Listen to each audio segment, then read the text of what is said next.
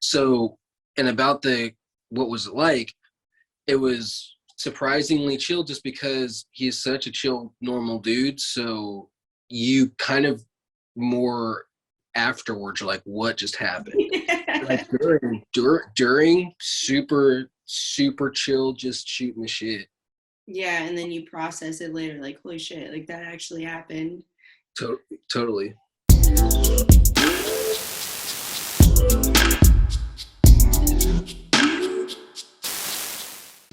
right, what's up, guys? I'm Krys with MHK Music Scene. I'm here with one third of Radkey. Can you Yo, introduce what's up? yourself? I'm Isaiah Radkey. I play bass and I sing backup. Right on, right on. So, where are you from? I'm from St. Joseph, Missouri. Okay, is that close to Kansas City? I've never been to St. Joseph. Yeah, it's like an hour north of Kansas City. Okay, so how long have you been playing music? We've been playing for, it's got to be like over 10 years now. Saul and I, we started playing music when the band started, like right when the band started, and Dee had been playing for some years before that. So yeah, about 10 years around Okay, there. so how old are you, and then how old are your brothers? I'm 26 and Dee is 28 and Saul is going to be turning 24. Nice, nice, nice. So you've been playing music for how many years then? I want to say it's been 10 years. I want to say it's been 10 years. Like where the exact number, I'm not exactly good at finding, just since we've been doing it like for so long. It's Yeah. just like an everyday thing, but it's around 10 years. Like, So did you have like a moment in your life, that it moment where you're like, okay, this is what I want to do, this is what I want to pursue? yeah, like D had ended up playing, filling in for bass in a cover band for a little while, and that kind of showed Saul and I that you can get out, because we're homeschooled, that you can get out and do some different kind of things. So then we started practicing, and once D played us a couple of songs that he had worked on, D the guitarist, he we were really like, man, we could really make something out of this. Like now that we've got like vocals and stuff. Yeah, that's awesome. So for me personally, I feel like music has saved my life at least a couple times. Can you say that for yourself as well? I just feel like music is so much so powerful, and it can really do things. I would say so, yeah, because like, there have been, some times where you just don't really know what you're going to do with your life, or like you're just like really depressed, and music has really given us like a reason to kind of get out there and see the world. And otherwise, yeah, we were homeschooled, so there wasn't a lot going on. Who knows if we would have ever even got out of St. Joe if we wouldn't played music. And it was just a kind of a depressing life. And yeah, getting out of there and playing music really showed us some things that we never imagined. Yeah, so is St. Joe pretty small then? Is it pretty small? It's a big place. It's just not very cool. Like the music scene, not great. Like, yeah, it's like it looks really cool. Like it could be the coolest place, but it's just not a lot going on. So did you get a lot of gigs in St. Joe when you first started, or did you have to go elsewhere to get those opportunities to play? We had to go elsewhere because it was just not, it was, we weren't getting shows in St. Joe pretty much in the beginning. We had to get a name for ourselves before we were ever able to get any gigs there. So pretty much playing Kansas City, Kansas, Omaha, anywhere we could go until, at some point we started playing St. Joe, because we're finally able to find a place. Right on. So how was your very first gig? How was that? It was crazy. Band dropped off of a Fishbone gig, so we got really lucky and were able to play a really big packed show for our first show ever. Mm-hmm. So we're always able to keep chasing that feeling, because we were lucky enough to have a huge show as our very first show and feel like it was kind of our destiny. Yeah, so maybe like another it moment of like, okay, this is what I'm supposed to be doing in life. Totally, totally. So, describe the feeling of like being on stage, being able to do what you love and performing for people. It's amazing, like, because it's like, for instance, as a homeschooled kid, you want, for some reason, people to think that you're cool, or you walk into a store and people are like, hey, that's like that kid's pretty cool, like, hey, now, and to kind of achieve something like where people are watching you and you're rocking out and people are having a good time, that really is like the dream, from us being kids. So it's really great to be able to have fun out there and up there, and people respond, and it's like people think you're a cool musician and stuff, and it's a sweet reality. Yeah, it's a good vibe. I can imagine. You're not just like some homeschool kid. You're like this super, yeah, it makes you feel good. Okay. Mhm. So what's like the biggest show you've played so far? Um, if we're not counting festivals, I would maybe think it was opening for Jack White a while back, maybe a year or two ago. Yeah, I That see. was Pretty cool. Yeah, that was a really fun couple shows, and uh, we played a festival. I think it was Louder Than Life. It was one of those American rock festivals that was really big. I know Metallica was headlining. So how do you get past the nerves?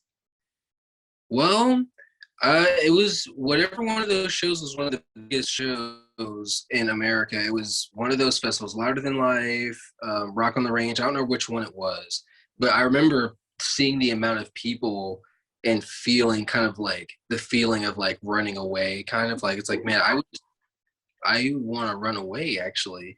So And I like a remember fight or telling flight kind of thing. You're like, I gotta yeah, go. yeah. So I remember telling myself, like, well, you guys got into this to kind of get up there and reach the top, really. And it's like, if you can't handle this, honestly, you should just quit. So I was just thinking, yeah, I got to get out there and rock this, because if anything, it's going to get way crazier than this if we do things right. So that was a crazy time. And it was one of those big shows where it was just like, man, this feeling of fear and wanting to get away from the situation, when it's just like, nope, you got to get in there and make it happen, because if you're scared of this, it's going to get a lot worse if you really, yeah, if you rock it out. Yeah, that's a good mindset to have. Like, it's kind of like a test to see if you could handle it, right? Yep. Yeah. Yep. So how is it being in a band with your brothers? Like, how is that dynamic? It's really amazing. Like, uh, it really just felt like just continuing just the days in life, really, this time, because we're always together, we're always with each other. So when we decided to hit the road, we were with our dad. So it was just like being at home on the road, everything, super close, and we were all experiencing this new stuff together, and Mhm. you end up getting comfortable on the road, and yeah. So what did you guys start out in as far as like traveling? You said going on the road and stuff. What did you guys start out with? We were in a uh it was a minivan. I can't remember exactly what kind it was, but we called it Harvey Dent, and it had Dent, and yeah, it ended up breaking down, but that was our vehicle for a long time. So what have you moved on to? What are you working with now? Well, we just rent uh minivans whenever we go on tour, because it ends up working out usually if you route it right, where you can just rent a van and just have it, and then not have to worry about it after you get off. And someday we'll be able to get a van again. Yeah, oh, for sure. So I'm really big on community. I feel like things can't happen unless you've got a good support system, a good group of people around you. So like who do you like consider like your community, like your support system? Yeah, like we've always had amazing friends in like the music scene, like in Kansas City, like Record Bar, like playing those shows at Record Bar. We Those were some of the shows we played when we first started out as kids, and that was one of the places we were able to get in there and start learning how to do what we do. So that kind of support's great. And then our buddy RL, he runs Scene Merch, and Okay. he had hooked us up forever, like helping us out with merch and having cool merch early in the days. And people like that, and who really believed in us from seeing us. Yeah, I think it helps when you feel like you've got people in your corner that like believe in you and want you to succeed, right? I feel like that's a driving force too. Yeah. So Absolutely. I creeped on you guys a little bit. I've also been listening to your music. I think it's awesome, by the way. Super good vibes. I like it. So your first album was what, Delicious Rock Noise in 2016? Mhm. And then you had No Strange Cats in 2019, and then Green Room in 2020 last year. So like if you could compare your 2016 album to your 2020 album, like how do you describe like the growth? Like what's changed, what's stayed the same, like your styles, all that? Yeah, it was crazy going through No Strange Cats. Really, we kind of learned because we had worked with Delicious Rock Noise, we worked with Ross Orton, and No Strange Cats we worked with Bill Stevenson from Descendants. And after working with two people, we did Green Room by ourselves, and we were able to kind of learn everything that we liked from each production style.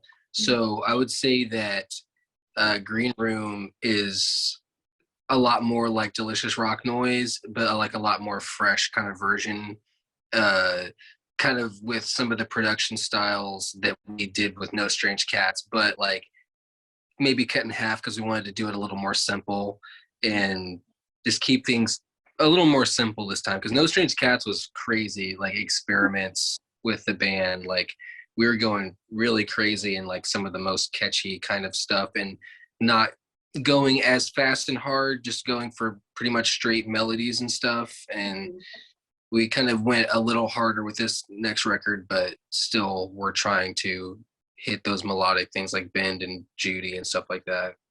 Yeah, I like Judy. I like it a Thank lot. you. I've listened to it a couple times today because I was vibing.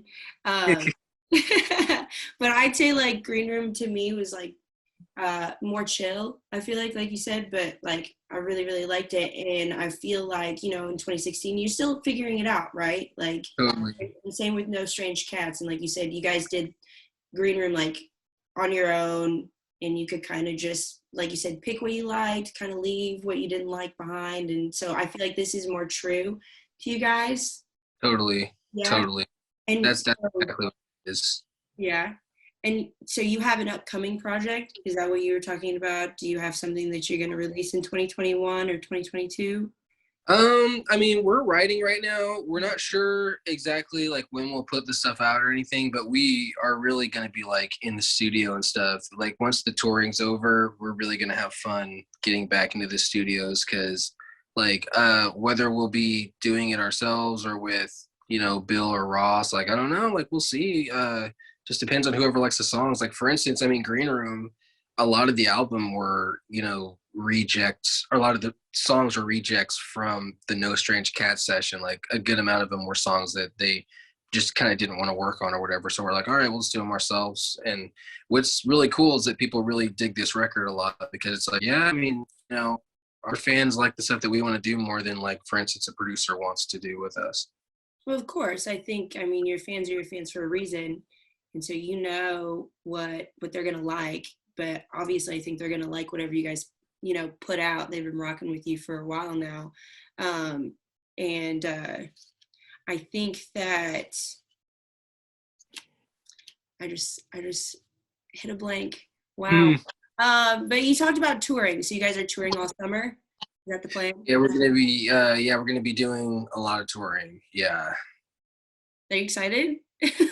I'm stoked. Like it's gonna be really weird though, because I mean, I've mostly just been at home hanging out. Like we'll do a stream here and there, but like we play a lot of video games. Like I've been doing a lot of gardening and stuff, and like a totally different life. So Yeah. getting back out is gonna be weird.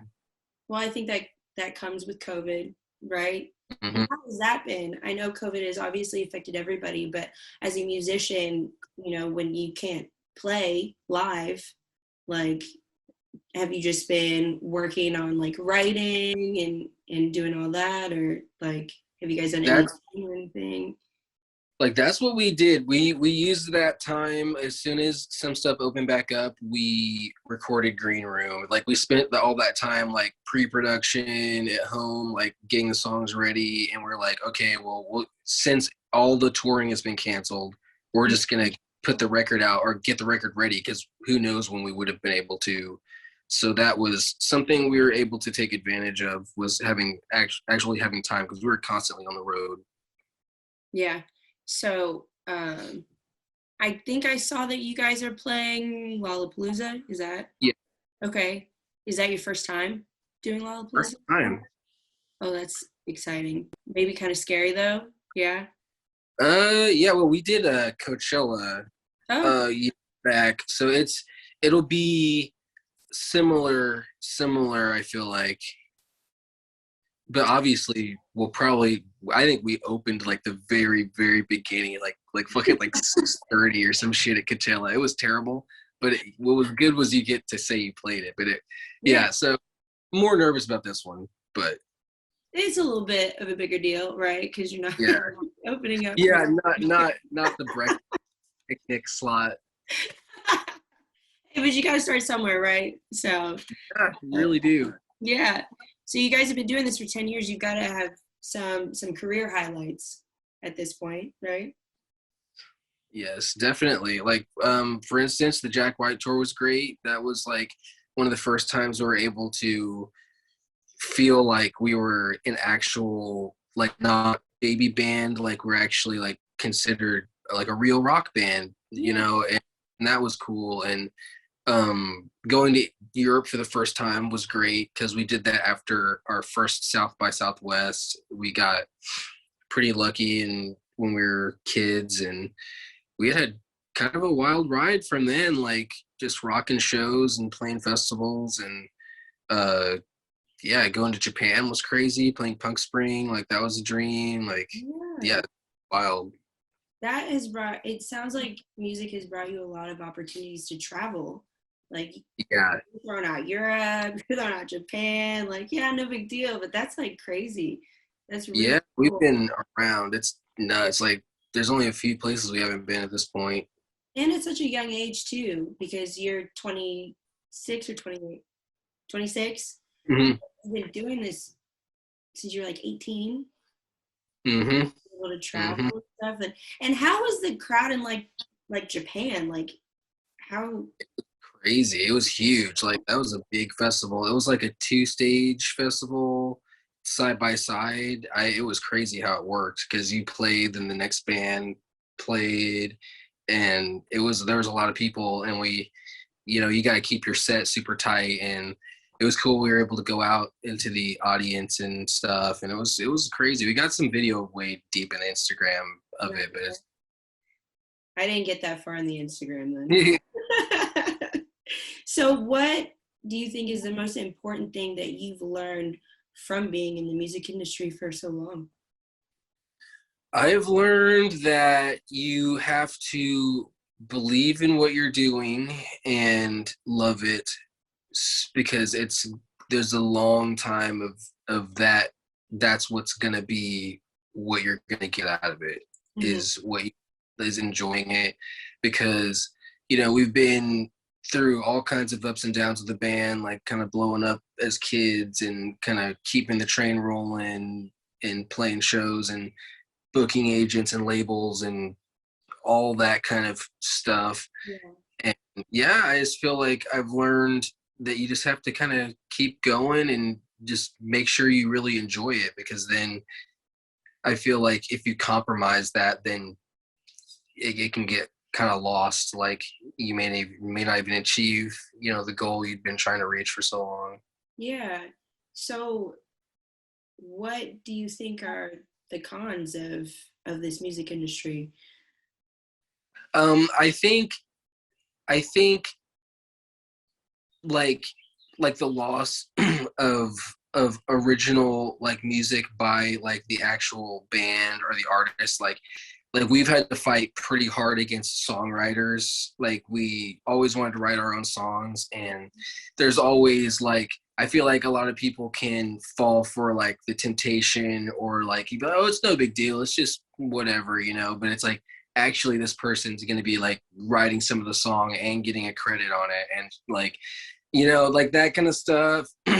So that was going through that, you can just kind of fall into that. You can tell when a band does, and what happens is if you don't spend that time getting that base fans group, like touring around and just playing to nobody, getting those shows done, you can get up really high with those songwriters, but then not have a real base of songs or fans, and then there's nothing to fall back on when that initial push ends, which it always will.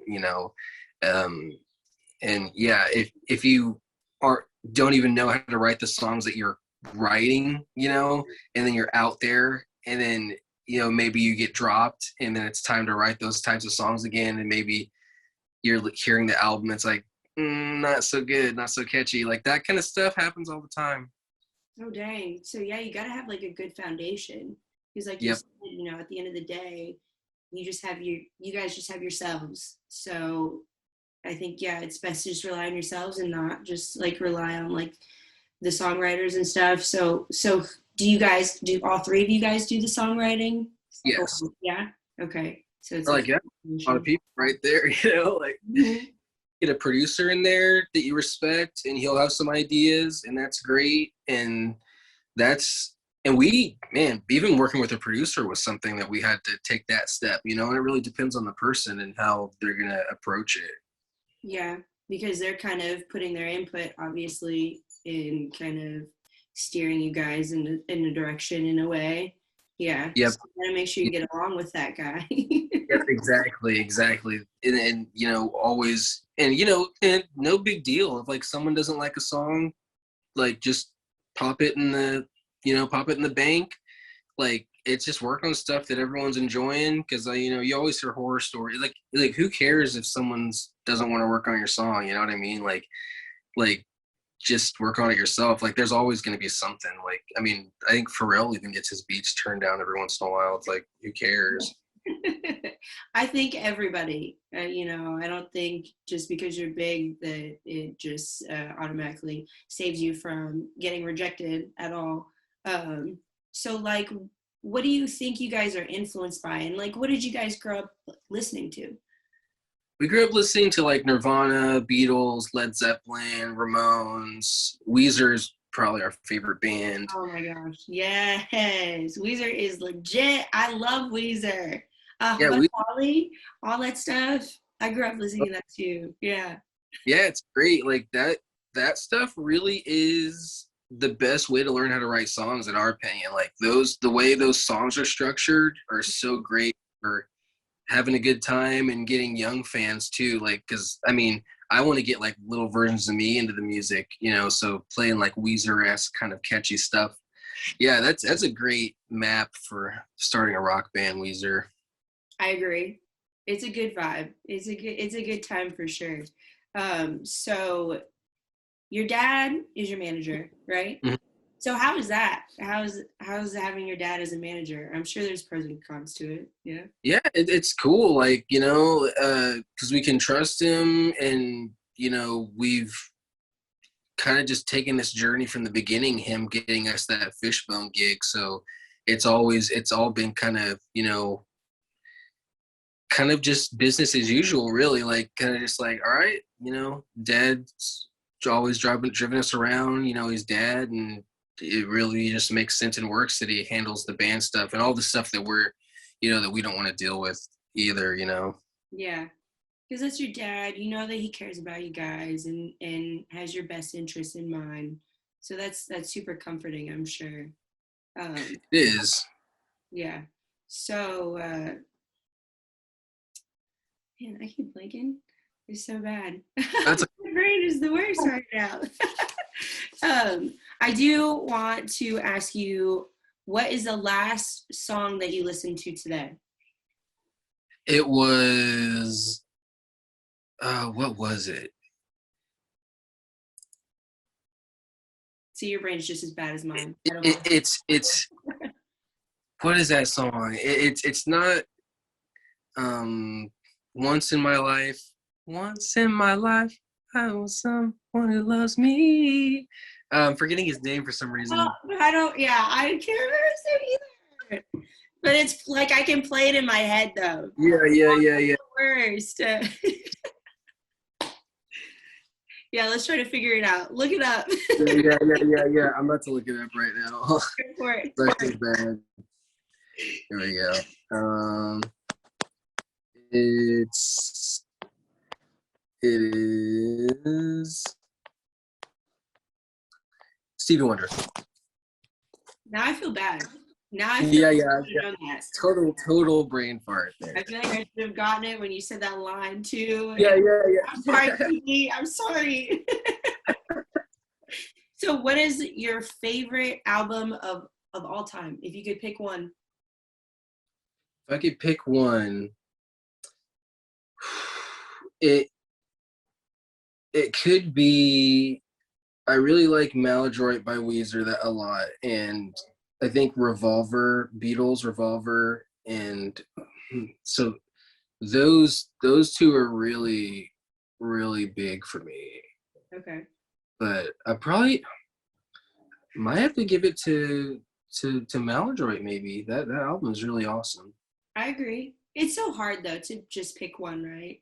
It is, yeah. And it also kind of changes like every 3 years or something. Which bands are kind of up in the top tier. I definitely go through phases, and I think it really depends on like where I'm at in life and what mood I'm in. Like, I don't know, my favorites change all the time. I'm all over the place, so I totally understand that. I kind of want to end this by just like talking about like your 2021 goals, or even like 2022, or any upcoming projects that you guys might have.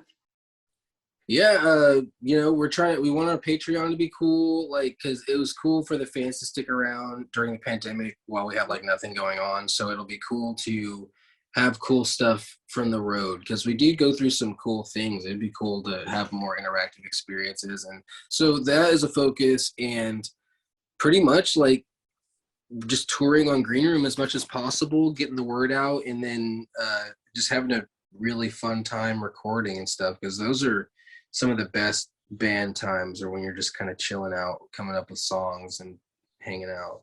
Right, just the chill times. I think the best moments come from those. Yeah, being around the Totally. people you vibe with the most. Totally. Yeah. So where can people just keep up with you guys? I guess like social media handles. Like, what do you guys post on the most? Yeah, we're Radkey Rock on Instagram. That's probably the most we post on. We're on Facebook, Twitter. We're on all the music stuff like Spotify, Apple Music, and all that stuff. And yeah, we're pretty much really available. And yeah, mostly Instagram though. But we don't really do a lot of social media stuff anymore. We've kind of backed into the songwriting big time, but like we try to get like the garden pictures and the cats up as much as possible, and then we have Radkey Cats on Instagram, which we try to keep up with. Okay, right on.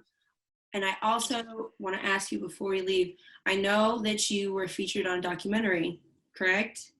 Yeah, I watched a little bit of it, but I didn't want to spoil myself from getting to ask you questions. So I didn't watch the interview part, but I did see snippets of you guys, and I thought that was really cool.